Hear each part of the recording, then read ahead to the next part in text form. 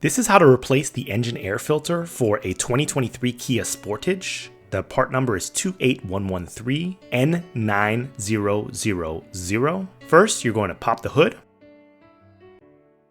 Open the hood, and the engine air filter is going to be on the driver's side of the vehicle.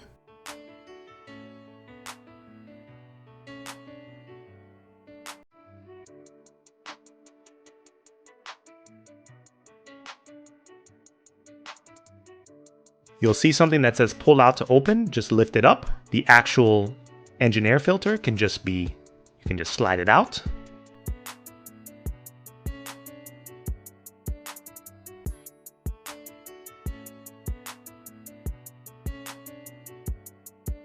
You can take the new one and slide it back in. Clean engine air filters are really good for your engine and will make your car run smoother, so you can replace it every now and then. And after you're done, you can just slide it back in and close it, and you're good to go. I'll leave the link in the description below.